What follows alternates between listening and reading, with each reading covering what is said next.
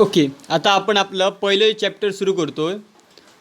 Introduction to international finance. Okay, introduction to international finance हे आपण आपलं पहिलं युनिट सुरू करत आहोत. ओके, आता या युनिटमध्ये आपण काय बघणार आहोत ते बघूया. या युनिटमध्ये बघा, इंटरनॅशनल फायनान्स म्हणजे काय.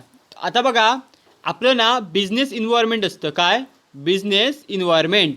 बिझनेस इन्व्हायरमेंट म्हणजे काय की बिझनेसवर इफेक्ट करणाऱ्या म्हणजे प्रभाव टाकणाऱ्या सगळ्या गोष्टी त्याला काय म्हणतात, बिझनेस इन्व्हायरमेंट म्हणतात.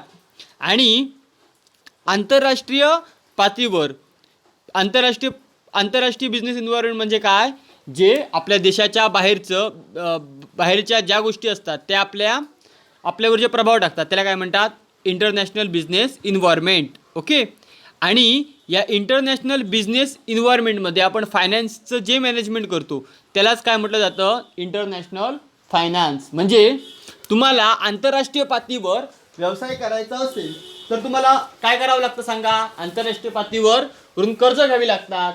समजलं, कर्ज घ्यावी लागतात किंवा आपल्याला कर्ज द्यावी लागतात.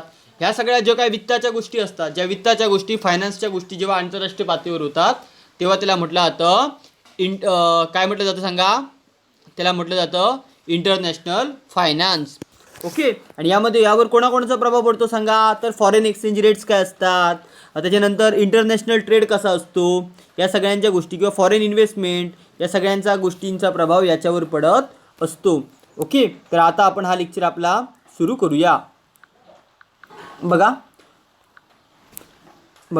इंटरनॅशनल फायनान्स काय म्हणतो, इंटरनॅशनल फायनान्स मिनिंग बघा. International finance management is well known term in today's world that is also known as international finance. International financial management ही एक वेल नोन संकल्पना आहे. कशाला काय विचारा, सध्याच्या काळात काय झालं सांगा, सध्याच्या काळात फायनान्स हा खूप महत्त्वाची गोष्ट झालेली आहे. फायनान्स ही सगळ्यात महत्त्वाची गोष्ट झालेली आहे. आणि आपल्याला जर व्यवसाय वाढवायचा असेल तर आपल्याला इंटरनॅशनल पातळीवरून पैशांची गरज असते. त्यामुळे आपण इंटरनॅशनल पातळीवरून पैशांचे व्यवहार करतो. त्यामुळे आता इंटरनॅशनल फायनान्शियल मॅनेजमेंट किंवा इंटरनॅशनल फायनान्स ही टर्म वेल नोन आहे. It means financial management is an international business environment. याचा अर्थ काय बघा, financial management is an international business environment. आंतरराष्ट्रीय व्यावसायिक पर्यावरणात आपण जे काय फायनान्शियल मॅनेजमेंट करतो त्यालाच काय म्हटलं जातं, इंटरनॅशनल फायनान्स. ओके, आता आपण पुढे बघूया. International finance is a branch of economics. International finance कशाची ब्रँच आहे, इकॉनॉमिक्सची. म्हणूनच गेल्या वर्षी मी तुम्हाला बिझनेस इकॉनॉमिक्स शिकवत होतो आणि बिझनेस इकॉनॉमिक्स शिकवताना तुम्हाला मी ह्या गोष्टी शिकवलेल्या होत्या. International finance is the branch of business economics that studies the dynamic of exchange rate, foreign investment and how this effect international trade. आणि हे जी ही इकॉनॉमिक्सची अशी ब्रँच आहे जी कशाचा अभ्यास करते सांगा, एक्सचेंज रेटचा, फॉरेन इन्व्हेस्टमेंटचा. आणि ह्या गोष्टी फॉरेन इन्व्हेस्टमेंट किंवा एक्सचेंज रेट इंटरनॅशनल ट्रेडला कशा प्रकारे प्रभावित करतात याचा अभ्यास कोण केला जातो, इंटरनॅशनल फायनान्समध्ये केला जातो. Fundamental of international finance deals with the study of foreign investment, the change in the foreign exchange rates and how international trade influenced by them. हे आपण वरचा जो हा पॅरेग्राफ बघितला तोच पॅरेग्राफ इथून इथपर्यंत आहे की कुठचं सांगा, फॉरेन इन्व्हेस्टमेंट किंवा एक्सचेंज रेट हे कशा प्रकारे इंटरनॅशनल ट्रेडला काय करतात, इन्फ्लुएन्स्ड म्हणजे प्रभावित करतात. त्याचा अभ्यास इंटरनॅशनल फायनान्समध्ये केला जातो. International finance also follows techniques for allocation of fund. International finance कुठची टेक्निक्स फॉलो करतो सांगा, तर फंड्सचं अलोकेशन कसं करायचं, and resource in international trade. आणि रिसोर्स म्हणजे साधनं, जी काय साधनं आहेत, भूमिश्रम, भांडवल, संयोजक, त्यांचा देखील कशा प्रकारे आपण युटिलायझेशन करू शकतो किंवा त्यांचं देखील आपण अलोकेशन कसं करू शकतो याचा अभ्यास कुठे केला जातो, इंटरनॅशनल फायनान्समध्ये केला जातो. इट फेसेस बघा पुढे, हॉवेवर तरी पण it faces certain hardness regarding mobility of capital and foreign currency. तरी पण इंटरनॅशनल फायनान्स हे सेक्टर आहे, या सेक्टरला काय केलं जातं, अडथळे आहेत. कसले सांगा, mobility of capital and foreign currencies यांची काय आहेत फॉरेन करन्सीज यांची मॉबिलाइज आपण कशा करायचा यामध्ये काय आहेत अडथळे आहेत. As well as foreign exchange rate prevent in the different countries. त्याचप्रमाणे डिफरंट कंट्रीजमध्ये जे काय फॉरेन एक्सचेंज रेट आहेत ते कशाप्रकारे वेगवेगळे आहेत त्याचा देखील याच्यावर काय पडतो प्रभाव पडतो. त्यामुळे हा एक प्रकारचा अडथळा आपल्याला याच्यामध्ये दिसून येतो. ओके, तर हे काय झाले आपलं आपण मिनिंग बघत आहोत. ओके, आता मी नेक्स्ट पेजवर जातोय.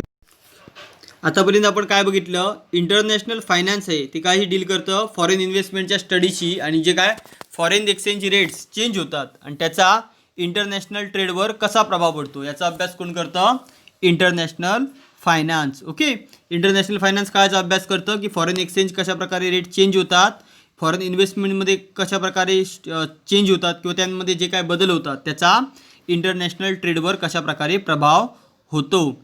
ओके, त्याचप्रकारे पुढे आपण बघितलं होतं की यात ज्या काही अडथळे आहेत ते कुठचे आहेत, mobility of capital and foreign currency आणि कुठची foreign exchange rate prevails in the different countries.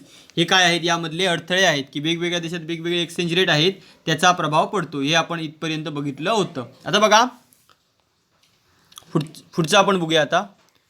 Okay, international finance also tries to solve the problem of human resource exploitation.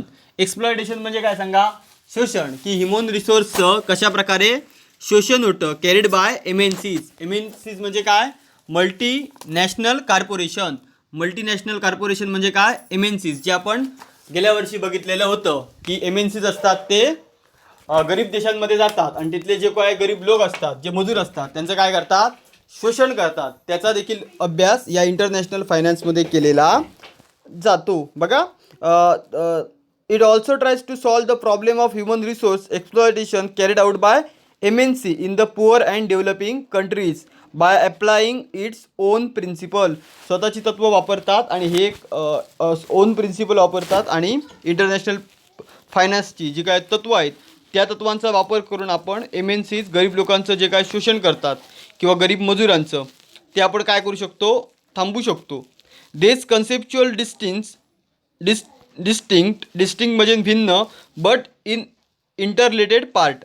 आता खाली ना 3 कन्सेप्च्युअल कन्सेप्ट दिलेले आहेत, त्या काय आहेत, डिस्टिंक्ट म्हणजे भिन्न भिन्न आहेत मात्र ते एकमेकांची काय आहेत, इंटररिलेटेड आहेत. Are identifiable in international finance. Okay, मग आता या ज्या 3 कन्सेप्ट आहोत ज्यामुळे आपल्याला इंटरनॅशनल फायनान्सची ओळख होती, तर या 3 कन्सेप्ट कुठची आहेत, एक आहे काय, इकॉनॉमिक्स. पहिली कुठची आहे काय, इकॉनॉमिक्स.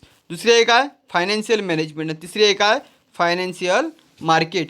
आता इकॉनॉमिक्स म्हटलं ना, बघा पहिल्यांदा आपण इकॉनॉमिक्स म्हटलं की काय येतं, थिअरीज येतात. काय येतात, थिअरीज येतात. ओके, आणि पॉलिसीज येतात. इकॉनॉमिक म्हणजे काय, थिअरीज अँड पॉलिसी. आणि फायनान्शियल मॅनेजमेंट म्हटलं तर आपल्याला काय येतं, sound finance, sound business decision in global economy किंवा focus on issue most relevant making sound business हे येतं. आणि पुढे इंटरनॅशनल मार्केटमध्ये आपण काय करू शकतो की वेगवेगळ्या प्रकारचे काय करू शकतो, सिक्युरिटी मार्केट असतं, फायनान्शियल डेरिव्हेटिव्ह असतं, या सगळ्यांचं होतं. ते आपण आता नोट्सच्या सहाय्याने बघू व्यवस्थित. ओके, बघा international financial economics concern with the causes and effect of the financial flow among nation. Okay, काय बघितलं तर कन्सर्न विथ द कशा संबंधित आहेत, causes and effect financial flow among nations. एखाद्या नेशनमधनं म्हणजे एखाद्या देशातनं दुसऱ्या देशात काय गेला, फायनान्शियलचा फ्लो झाला तर त्याचं काय, त्याची कारणं काय असतात आणि त्याचे कॉजेस आणि इफेक्ट काय पडतात याची आपण काय करतो, यामध्ये अभ्यास केला जातो. Application of micro economics theory and policy to be global economy. आणि यामध्ये मायक्रो इकॉनॉमिक्स पॉलिसी असतात, त्यांचं काय करतं, जागतिक अर्थव्यवस्थेवर कशाप्रकारे ॲप्लिकेशन करता येईल याचा अभ्यास याच्यामध्ये केला जातो. पुढचं काय, इंटरनॅशनल फायनान्शियल मॅनेजमेंट. आता इंटरनॅशनल फायनान्शियल मॅनेजमेंटमध्ये काय काय येते बघा, concern with the how individual economics unit. Individual economic unit म्हणजे काय सांगा, इंडिव्हिज्युअल म्हणजे वैयक्तिक, इकॉनॉमिक म्हणजे आर्थिक. म्हणजे बघा छोटे छोटे ज्यांचे जे काय व्यवसाय आहे त्याला काय म्हणतात individual economic unit. Especially MNCs. MNCs म्हणजे काय मल्टीनॅशनल कॉर्पोरेशन. त्यांचे जे काय छोटे छोटे युनिट्स आहेत त्यांचा कशा प्रकारे काय होतो त्यांचा अभ्यास केला जातो. Cope with the complex finance environment of international business. Focus on issue most relevant for making sound business decision in the global economy. Global इकॉनॉमीमध्ये डिसिजन कशा प्रकारे घ्यायला पाहिजे फायनान्स रिलेटेड त्याचा अभ्यास इकडे केला जातो. पुढचं काय international financial market. Okay, international financial market म्हणजे काय इंटरनॅशनल फायनान्शियल मार्केट म्हटलं तर सगळ्यात महत्त्वाचं काय फॉरेन एक्सचेंज रेट्स किंवा फॉरेन एक्सचेंज मार्केट. बघा concern with the international financial investment instrument.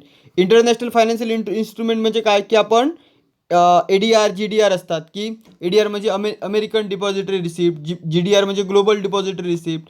त्यांचा अभ्यास कुठे केला जातो इकडे केला जातो. Okay, foreign exchange market. पुढे काय इंटरनॅशनल बँकिंग कशा प्रकारे आहे, इंटरनॅशनल सिक्युरिटी मार्केट कशा प्रकारे आहे, फायनान्शियल डेरिव्हेटिव्स कोणत्या प्रकारचे आहेत, या सगळ्याचा अभ्यास कुठे केला जातो सांगा या इंटरनॅशनल फायनान्समध्ये केला जातो. तर या 3 घटक हे काय आहेत महत्त्वाचे आहेत. कुठचे पार्ट कुठचे आहेत सांगा. आणि 3 कन्सेप्च्युअल डिस्टन्स इंटरलेटेड पार्ट कुठचे international financial economic, international financial management आणि इंटरनॅशनल फायनान्शियल मार्केट. हे 3 गोष्टी यामध्ये येतात. पुढच्या लेक्चरमध्ये आपण काय बघणार आहोत feature of international finance. Okay, आत्तासाठी आपण थांबूया.